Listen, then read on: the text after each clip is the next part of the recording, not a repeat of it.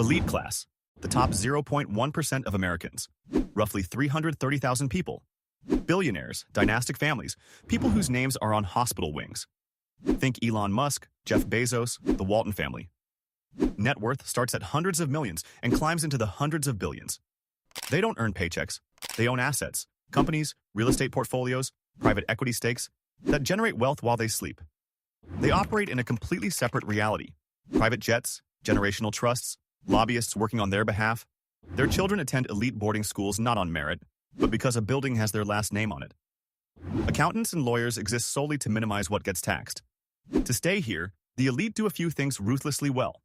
They hold assets instead of selling them, borrowing against portfolios to fund their lifestyle so they never trigger a taxable event. They use trusts and foundations to transfer wealth across generations without estate taxes gutting it.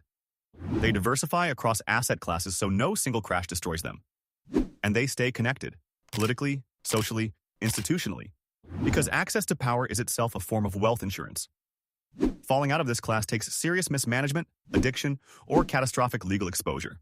The system is built to keep them exactly where they are. Upper class, about 1 to 2% of Americans. Net worth between $2 million and $30 million. Successful executives, top surgeons, prominent attorneys, hedge fund managers, entrepreneurs who built and sold businesses. Household income typically above $500,000 a year. Premium zip codes, elite private schools, financial advisors managing multiple investment accounts. What separates them from the elite? They still have to manage their money. A bad divorce, reckless investments, a business failure, and the wealth erodes.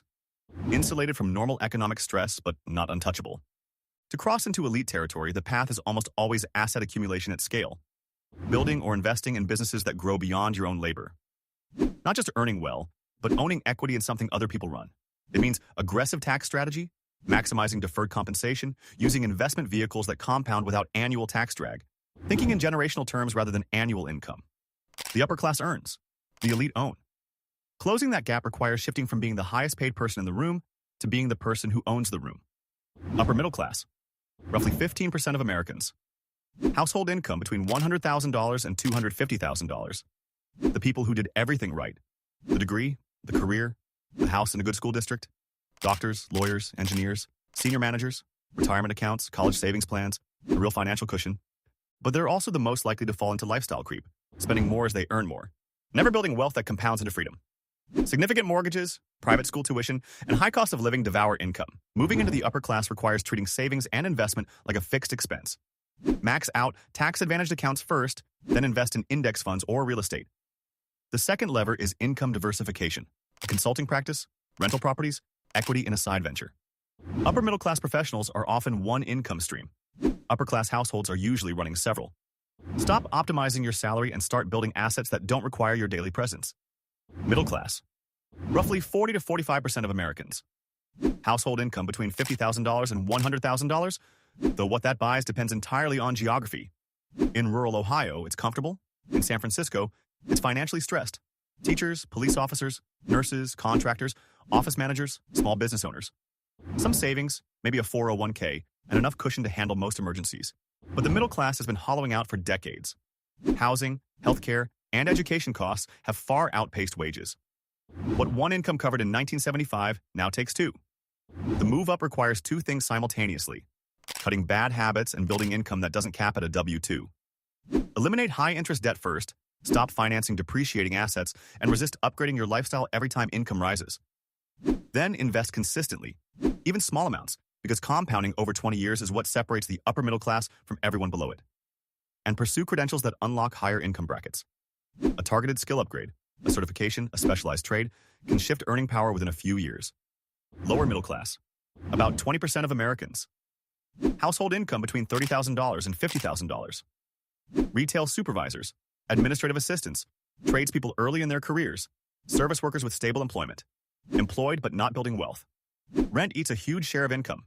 Credit card debt and student loans feel impossible to shrink. Saving for retirement is something they'll do more of later, a sentence that costs them decades of compounding. They're invisible in political conversations. Not poor enough to qualify for assistance, not comfortable enough to feel secure. A car breakdown or a medical bill can unravel the whole budget. Moving up is about breaking the time for money ceiling. The path forward is skill development that raises the hourly rate dramatically, or eventually eliminates it. Trade certifications, HVAC, electrical, plumbing, can push income into upper middle territory within 5 years. Community college degrees in nursing, accounting, or tech can do the same. Free and low-cost online credentials in coding, data analysis, and digital marketing have opened paths that didn't exist a decade ago. Pick one, go deep, commit to a 2-year window. The lower middle class rarely suffers from lack of effort. It usually suffers from effort aimed at a low ceiling. Working class, about 30% of Americans. Household income between $20,000 and $40,000. Factory workers, truck drivers, food service employees, home health aides, construction laborers, retail workers. Paid hourly, minimal benefits, no job security. The work is physically demanding and the pay doesn't reflect the contribution. No retirement savings, no investment account, an emergency fund that either doesn't exist or gets wiped out regularly. Housing is expensive. Childcare is unaffordable. Healthcare gets skipped or creates debt. The working class doesn't lack work ethic. It lacks margin. The highest leverage move at this level is reducing expenses enough to create a small surplus, then protecting it from every convenience, impulse, and emergency that tries to consume it. With even $100 a month consistently invested, compounding becomes an ally over time. Employer-sponsored training, union apprenticeships, and subsidized community college are real and underused escalators. CDL licenses, medical assisting certifications, and skilled trade apprenticeships are specific credentials that can double income within 3 years. Lower class, about 15 to 20% of Americans. Household income below $25,000, often significantly lower. Part-time jobs cobbled together, families on SNAP and Medicaid, single parents at minimum wage, people cycling in and out of employment. Housing is often substandard. Food insecurity is real. Medical care gets delayed or skipped. Children attend underfunded schools and the cycle compresses before it even begins. The psychological weight is documented and measurable. Constant scarcity and chronic stress impair decision-making in ways that have nothing to do with intelligence. Oprah Winfrey was born here. Rural Mississippi poverty, wearing potato sacks. Her escape was extraordinary. That's the point. The most consistent exits involve stabilizing housing first, then targeting a single marketable skill with a clear local job market. Workforce development programs, often free and locally funded, exist specifically for this. Section 8, SNAP and Medicaid aren't traps. They're stabilizers that free up enough bandwidth to take the next step. The biggest enemy here isn't laziness. It's the belief that the gap is too wide to cross. Underclass.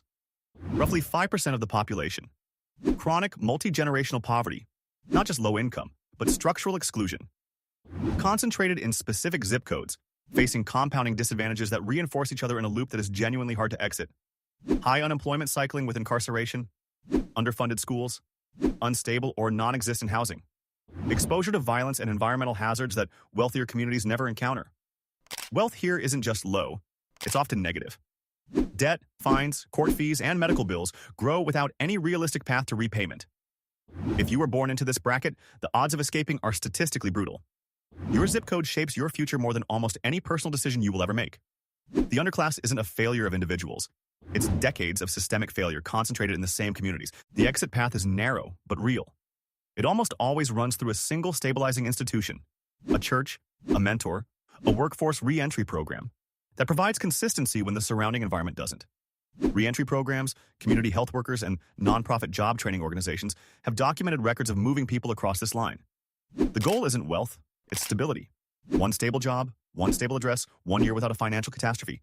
That's the foundation everything else is built on.